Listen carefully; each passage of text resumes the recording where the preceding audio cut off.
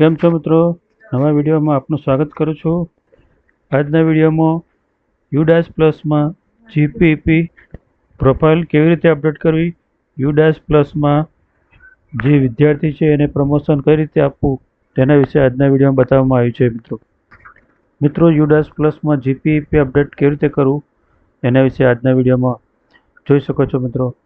તો ચેનલ પર પહેલી વાર જો આવ્યા હોય તો મારી ચેનલને સબસ્ક્રાઈબ જરૂર કરજો મિત્રો. લાઈક કરજો, શેર કરજો. ચાલો જોઈએ વિડીયો. સૌપ્રથમ પહેલાં આપણે ગૂગલ પર ઓપન કરીશું. ગૂગલ ક્રોમની અંદર સર્ચ બારમાં જશું અને યુડાસ પ્લસ સર્ચ મારીશું.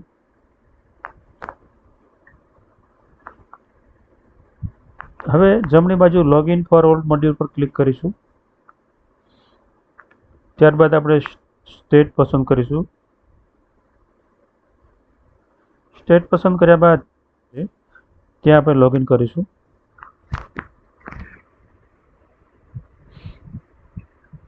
અહીંયા તમારી યુઝરનેમ આઈડીની અંદર શાળાનો ડાયસ કોડ મારવાનો છે.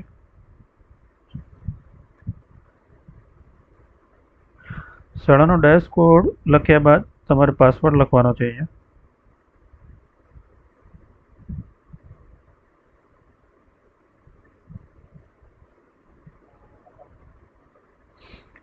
પાસવર્ડ લખ્યા બાદ તમારે કેપ્ચા કોડ નાખવાનો છે.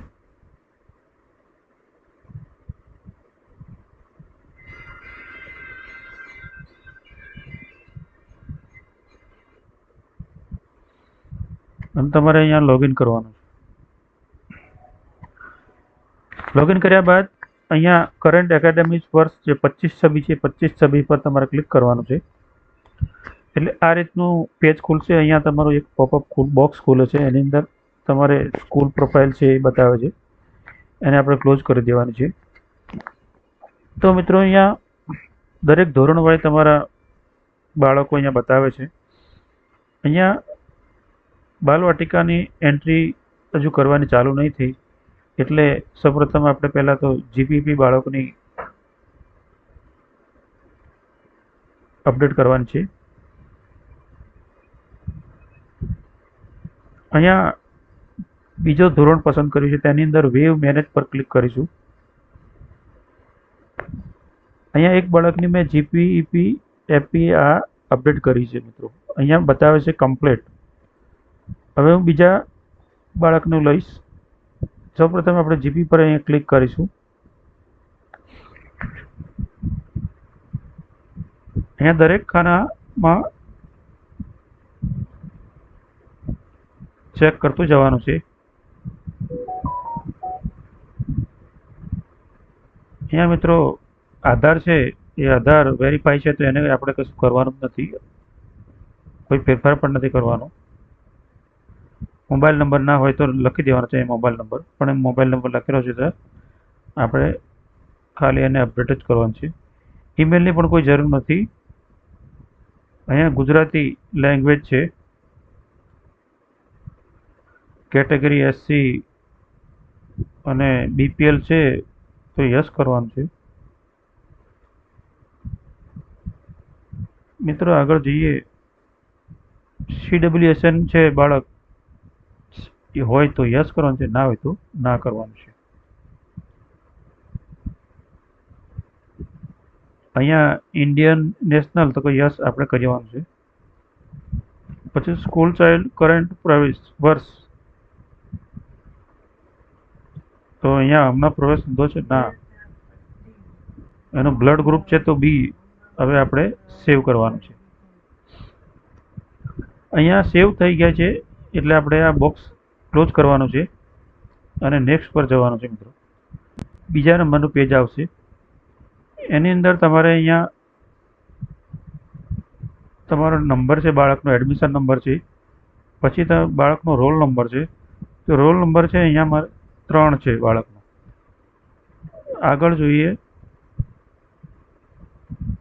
મિત્રો. અહીંયા હિન્દીમાં કરવું હોય તો હિન્દીમાં પણ આપણે જોઈ શકો છો તમે. દરેક કોલમ ખ્યાલ ના આવે અંગ્રેજીમાં તો આપણે હિન્દી પણ કરી જોઈએ છીએ. હવે બીજા કોલમ આપણે ભરેલા જ છે. એટલે ખાસ આપણે જોई लेवानी है।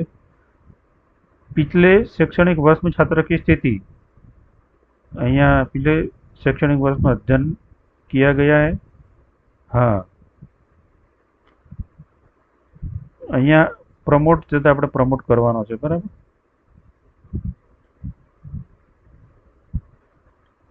અહીંયા મિત્રો पिछली कक्षा में प्राप्त हुए कुल अंक प्रतिशत में કેટલા અંકમાં પ્રાપ્ત થયો છે, એટલે કેટલા ગુણથી બાળક પાસ થયો છે, અને ટકાવારી કેટલી છે તે આપણે લખવાની અહીંયા।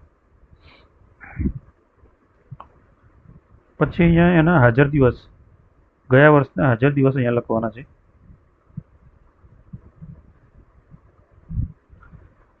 હાજર દિવસ લખાઈ ગયા એટલે આપણે સેવ કરવાનું છે।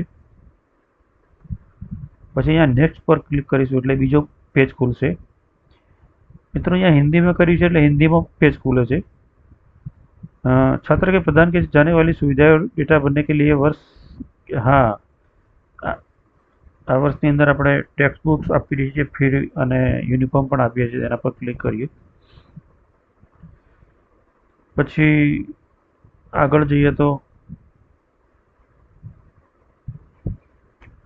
क्या विशिष्ट सीखने की अक्षमता एलटी के बच्चे के लिए जांच की गई है? ना। क्या आप जे कॉलम लागू पड़ता है एम ज आप क्लिक करवा है, बाकी क्लिक करवा नहीं। क्या एडिम स्ट्रेस डिसऑर्डर एएसडी के लिए बच्चों की जांच की गई है? ना, अहियाँ पर ना आवशे। अहियाँ बच्चे की जांच अहियाँ पर ना आवशे। तो क्या छात्र की पहचान एक प्रतिभाशाली बच्चे के रूप में की गई है? हाँ हो तो हाँ, ना हो तो ना। अहियाँ ना कर्युं। हवे अहियाँ आपणे सामे बीजू पेज ऊपर जोईए। क्या छात्र किसी राज्य स्तरीय प्रतियोगिता के राष्ट्रीय स्तर की प्रतियोगिता में ओलंपिक में शामिल किया गया है? हाँ हो तो हाँ, ना हो तो ना। क्या बच्चा एनसीसी एनकाउंटर गाइड में भाग लेता है? नहीं। एनसीसी में जो भाग लीधो हो तो क्या छात्र इंटरनेट से डिजिटल उपकरणों को संभालने में सक्षम है? 6 થી 8 હોય तो તમારો उपयोग करता हो तो हाँ लखवानुं, અને 1 થી 5 હોય तो ना करवानुं। हवे अहींया छात्र की लंबाई, बाळकनी लंबाई सेंटीमीटर में लखवानी छे। अहींया हुं एनुं वजन लखुं छुं 25 किलोग्राम અને 125 सेंटीमीटर। हवे अहींया